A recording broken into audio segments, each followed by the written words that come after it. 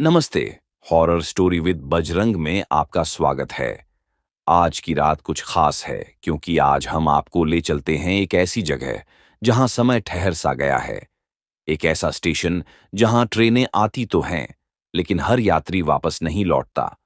Ratanpur junction, एक नाम जो सुनने में साधारण लगता है लेकिन इसकी दीवारों में बसी हैं अनकही चीखें, अधूरी कहानियां और वो साए जो रात के सन्नाटे में जागते हैं। आज की कहानी है विकास और प्रिया की, एक युवा जोड़ा जो एक सामान्य सफर पर निकला था, लेकिन उनकी मंजिल बन गई उनकी जिंदगी का सबसे डरावना अनुभव। तो अपनी सांसें थाम लीजिए, क्योंकि जब घड़ी की सुई रात के 3 बजे पर रुकेगी, तब रतनपुर जंक्शन की सच्चाई आपके सामने आएगी। क्या आप तैयार हैं? चलिए, इस भयानक सफर की शुरुआत करते हैं। रात का समय था, जब आसमान काले बादलों से ढका हुआ था। चांद की रोशनी कहीं खो सी गई थी और हवा में एक अजीब सी ठंडक थी जो हड्डियों तक उतर रही थी। ट्रेन की सीटी की आवाज दूर से आ रही थी, लेकिन वह सामान्य नहीं थी। वह आवाज खोखली थी, जैसे किसी ने उसे जबरन गूंजने के लिए मजबूर किया हो।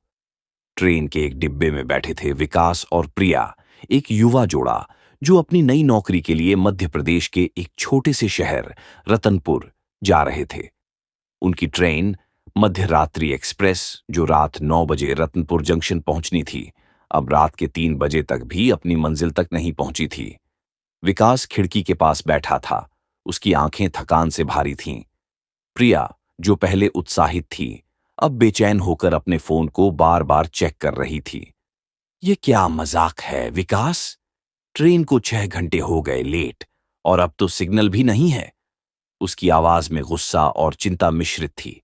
विकास ने एक गहरी सांस ली और बोला, शांत हो जा प्रिया, शायद कोई तकनीकी खराबी हो। देर रात की ट्रेनों में ऐसा होता है। प्रिया ने खिड़की से बाहर देखा। बाहर घना अंधेरा था और दूर की पहाड़ियों की छाया मुश्किल से दिख रही थी। ये जगह कुछ अजीब सी लग रही है विकास। देखो, बाहर कोई स्टेशन का नाम भी नहीं दिख रहा। उसकी आवाज में अब गुस्से से ज्यादा डर था। तभी ट्रेन की गति धीमी हुई और एक पुरानी कर्कश आवाज प्लेटफॉर्म के स्पीकर से गूंजी, यात्रीगण कृपया ध्यान दें, तकनीकी खराबी के कारण यह ट्रेन अगले आदेश तक रतनपुर जंक्शन पर रुकेगी। कृपया धैर्य रखें। विकास और प्रिया ने एक दूसरे की ओर देखा। रतनपुर जंक्शन? ये तो हमारी मंजिल है, लेकिन इतनी देर क्यों लग रही है? प्रिया ने अपने फोन पर गूगल मैप्स खोलने की कोशिश की, लेकिन नेटवर्क न होने से वह और परेशान हो गई। लोकेशन भी नहीं दिख रही विकास, कुछ तो गड़बड़ है। विकास ने उसे शांत करने की कोशिश की। घबराओ मत, शायद छोटा स्टेशन है। चलो, बैग उठाते हैं और बाहर देखते हैं। ट्रेन रुक चुकी थी। जैसे ही वे डिब्बे से उतरे, एक ठंडी हवा का झोंका उनके चेहरों से टकराया। प्लेटफॉर्म पर एक अजीब सी खामोशी थी। न कोई कुल्ली, न कोई चाय वाला, न ही स्टेशन मास्टर की कोई मौजूदगी। चारों ओर अंधेरा छाया था और प्लेटफॉर्म की लाइटें बार बार टिमटिमा रही थीं, जैसे बिजली की आपूर्ति आखिरी सांसें ले रही हो। प्रिया ने विकास का हाथ कसकर पकड़ लिया। यह जगह सही नहीं लग रही विकास, इतना सन्नाटा क्यों है? विकास ने चारों ओर नजर दौड़ाई। प्लेटफॉर्म के एक कोने में एक पुराना साइन बोर्ड था, जिस पर लिखा था, रतनपुर जंक्शन, स्थापना 1937। साइन बोर्ड पर पेंट उखड़ा हुआ था और लोहे के किनारों पर जंग लगी थी।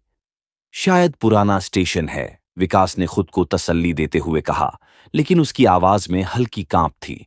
तभी दूर से कुत्तों के भौंकने की आवाज आई।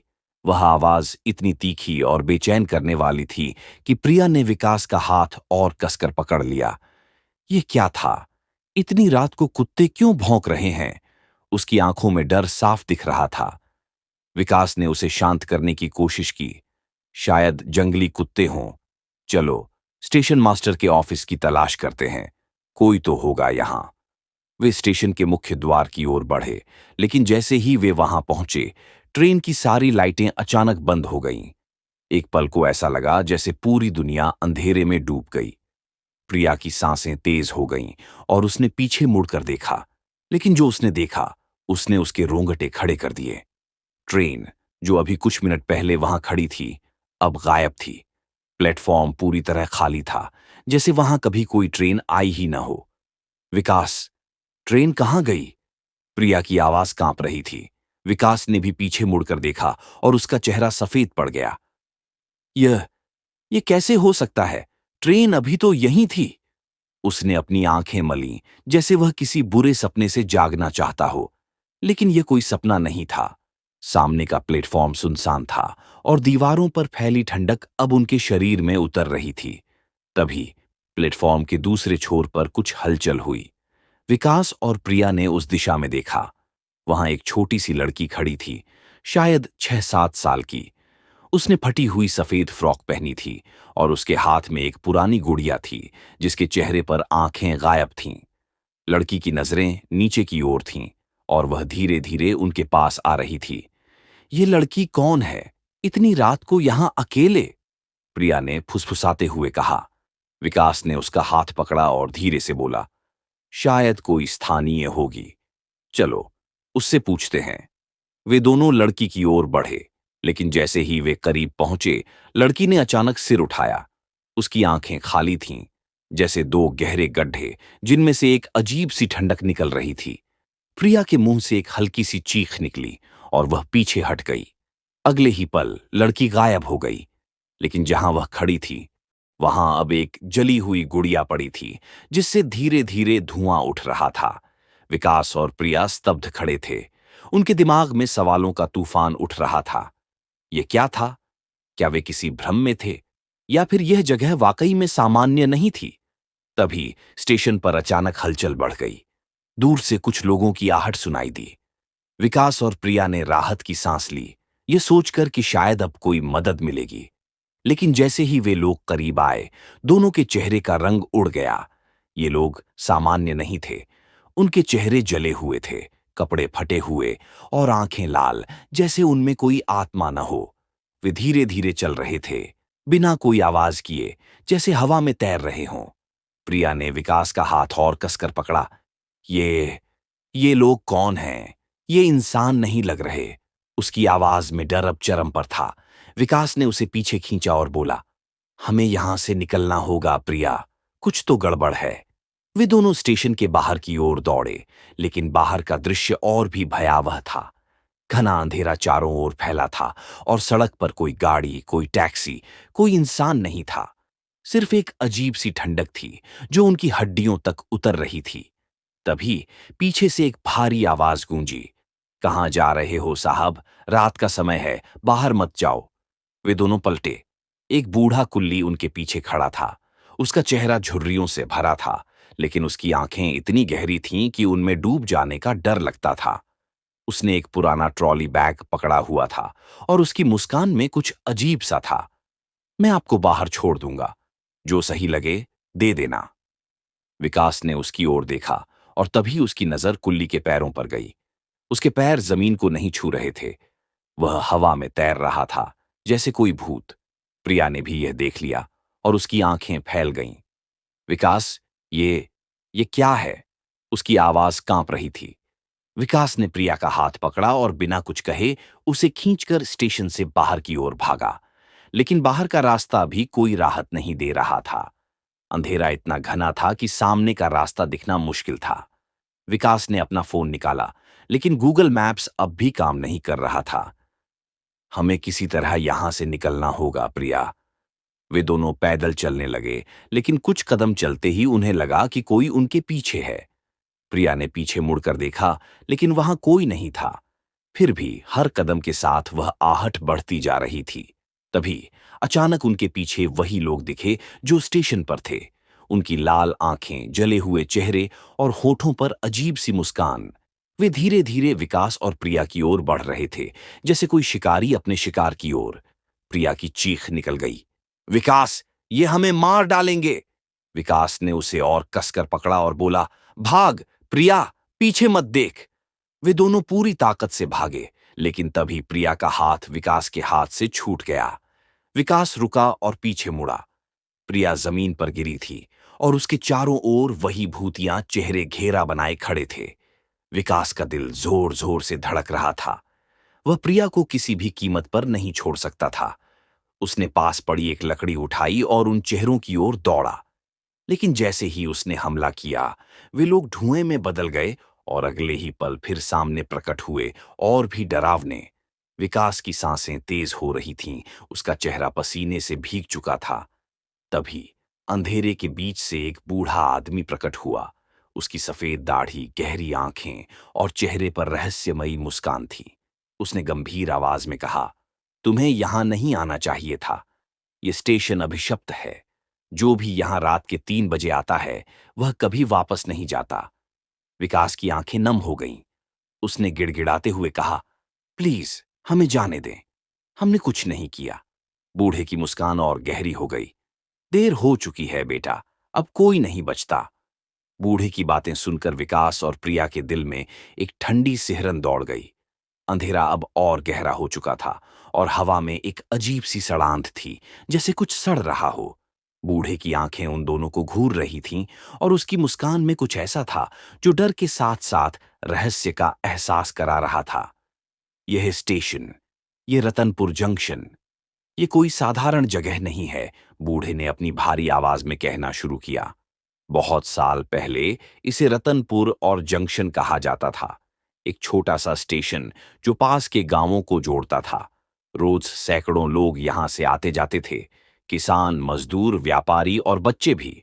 लेकिन एक रात ने इस जगह को हमेशा के लिए बदल दिया। विकास और प्रिया ने एक दूसरे की ओर देखा। प्रिया की सांसें अभी भी तेज थीं और उसका चेहरा डर से सफेद पड़ चुका था। कौन सी रात? विकास ने हिम्मत जुटाकर पूछा। बूढ़े ने एक गहरी सांस ली और बोला, 22 अप्रैल 1940। उस रात एक खास ट्रेन, रतनपुर नाइट एक्सप्रेस, इस स्टेशन पर रुकी थी। ट्रेन अपने समय पर प्लेटफॉर्म नंबर 1 पर पहुंची थी। स्टेशन मास्टर हरिप्रसाद और कुछ कुल्ली यात्रियों को उतारने के लिए तैयार थे। लेकिन जब डिब्बों के दरवाजे खोले गए तो अंदर का नजारा देखकर सभी के होश उड़ गए। बूढ़े की आवाज अब और गहरी हो गई थी। हर डिब्बे में सिर्फ जले हुए शरीर थे, कोई जीवित नहीं बचा था। डिब्बों से धुआं निकल रहा था और खिड़कियों पर जली हुई उंगलियों के निशान थे, जैसे लोग बाहर निकलने की कोशिश कर रहे हों लेकिन बच न सके। हरिप्रसाद ने तुरंत अधिकारियों को खबर दी, लेकिन जब जांच टीम पहुंची, ट्रेन गायब थी, जैसे वह कभी आई ही न हो। प्रिया की आंखें फैल गईं। यह यह कैसे मुमकिन है? ट्रेन गायब कैसे हो सकती है? बूढ़े ने उसकी ओर देखा और उसकी आंखों में एक अजीब सा डर था। किसी को नहीं पता, लेकिन उस रात के बाद हरिप्रसाद वही नहीं रहा। उसने अपनी डायरी में लिखा था, यह स्टेशन अभिशप्त हो चुका है। हर अमावस्या की रात 3 बजे वह ट्रेन फिर आती है, और जो भी उस रात यहां होता है वह उस ट्रेन का हिस्सा बन जाता है। मैंने उसका दरवाजा खोला था, अब कोई नहीं बचेगा। विकास का गला सूख रहा था। तो तो आप कह रहे हैं कि हम उस ट्रेन का हिस्सा बन जाएंगे? बूढ़े ने कोई जवाब नहीं दिया। उसकी मुस्कान और गहरी हो गई और वह धीरे धीरे अंधेरे में गायब होने लगा। विकास और प्रिया स्तब्ध खड़े थे। तभी उनके पीछे से वही भूतिया चेहरे फिर से प्रकट हुए। उनकी लाल आंखें, जली हुई त्वचा और वह डरावनी मुस्कान। वे धीरे धीरे करीब आ रहे थे और अब उनकी संख्या बढ़ रही थी। विकास, हमें भागना होगा, प्रिया ने चीखते हुए कहा। विकास ने उसका हाथ पकड़ा और पूरी ताकत से अंधेरे की ओर भागा, लेकिन हर कदम के साथ रास्ता और भारी होता जा रहा था। उनके पैरों में जैसे कोई अदृश्य जंजीर बंध गई थी। चारों ओर से भूतिया चेहरों की आवाजें आने लगीं, घुरघुराहट, फुसफुसाहट और ऐसी चीखें जो खून जमा देती थीं। अचानक प्रिया का पैर किसी चीज से टकराया और वह जमीन पर गिर पड़ी। विकास ने उसे उठाने की कोशिश की, लेकिन तभी उसने देखा कि प्रिया के चारों ओर धुआं घूम रहा था। वह धुआं धीरे धीरे एक आकृति में बदल रहा था, वही लड़की जो पहले प्लेटफॉर्म पर दिखी थी। उसकी खाली आंखें अब प्रिया को घूर रही थीं। मेरे साथ आओ, लड़की ने फुसफुसाते हुए कहा। उसकी आवाज इतनी ठंडी थी कि प्रिया का शरीर कांपने लगा। नहीं, विकास ने चीखते हुए प्रिया को खींचा और उसे अपने साथ खींचकर भागा। लेकिन अब रास्ता और भटक रहा था। अंधेरा इतना घना था कि सामने कुछ दिखाई नहीं दे रहा था। तभी दूर से एक ट्रेन की सीटी की आवाज फिर से गूंजी। वह आवाज इतनी करीब थी कि ऐसा लगा जैसे ट्रेन उनके ठीक पीछे हो। विकास ने पीछे मुड़कर देखा। अंधेरे के बीच से एक ट्रेन की धुंधली आकृति दिखाई दी। उसकी लाइटें टिमटिमा रही थीं और डिब्बों से धुआं निकल रहा था। यह यह वही ट्रेन है। विकास की आवाज में डर और अविश्वास था। ट्रेन धीरे धीरे उनके करीब आ रही थी और अब उन भूतिया चेहरों ने उन्हें पूरी तरह से घेर लिया था। प्रिया की आंखों में आंसू थे। विकास, हम नहीं बचेंगे, ये जगह हमें निगल लेगी। विकास ने हार नहीं मानी। उसने प्रिया को अपनी बाहों में खींचा और बोला, हम बचेंगे प्रिया, मैं तुम्हें कुछ नहीं होने दूंगा। लेकिन जैसे ही उसने यह कहा, ट्रेन का दरवाजा खुला और उसमें से एक ठंडी काली हवा बाहर निकली। वह हवा इतनी ताकतवर थी कि उसने दोनों को अपनी ओर खींचना शुरू कर दिया। विकास ने पूरी ताकत से प्रिया को पकड़ा, लेकिन वह हवा इतनी शक्तिशाली थी कि उनके पैर जमीन से उखड़ने लगे। तभी उस बूढ़े आदमी की आवाज फिर से गूंजी, तुम्हें यहां नहीं आना चाहिए था, अब तुम इस स्टेशन के हो। अगले ही पल सब कुछ अंधेरे में डूब गया। न कोई आवाज, न कोई रोशनी, न कोई हलचल, सिर्फ एक गहरी ठंडी खामोशी। उस रात के बाद रतनपुर जंक्शन पर विकास और प्रिया का कोई निशान नहीं मिला। न कोई सीसीटीवी फुटेज, न कोई गवाह। स्थानीय लोग फुसफुसाते हुए कहते हैं कि हर अमावस्या की रात 3 बजे वह ट्रेन फिर आती है, और जो भी उस रात रतनपुर जंक्शन पर होता है वह कभी वापस नहीं लौटता। आज भी अगर आप उस स्टेशन से गुजरें और रात के 3 बजे खिड़की से बाहर देखें तो शायद आपको कुछ दिखे। अंधेरे में तैरती लाल आंखें, या फिर एक लड़की की धुंधली आकृति जो अपनी जली हुई गुड़िया लिए आपका इंतजार कर रही हो। और फिर उस रात के बाद रतनपुर जंक्शन पर विकास और प्रिया का कोई निशान नहीं मिला। न कोई सीसीटीवी फुटेज, न कोई गवाह। स्थानीय लोग आज भी फुसफुसाते हैं कि हर अमावस्या की रात जब घड़ी 3 बजे का समय दिखाती है, एक ट्रेन की सीटी की खोखली आवाज गूंजती है। वो ट्रेन जो न कभी समय पर आती है, न कभी किसी को वापस जाने देती है। लोग कहते हैं कि अगर आप रात के 3 बजे उस स्टेशन से गुजरें और खिड़की से बाहर झांकें, तो शायद आपको दिखे अंधेरे में तैरती लाल आंखें, या एक छोटी सी लड़की अपनी जली हुई गुड़िया लिए जो आपका इंतजार कर रही हो। तो अगली बार जब आप रात की ट्रेन में सफर करें तो सावधान रहें, कहीं आपकी मंजिल भी रतनपुर जंक्शन तो नहीं। नमस्ते। हॉरर स्टोरी विद बजरंग से आज के लिए विदा। अगली कहानी तक अपने आसपास की साइयों पर नजर रखें।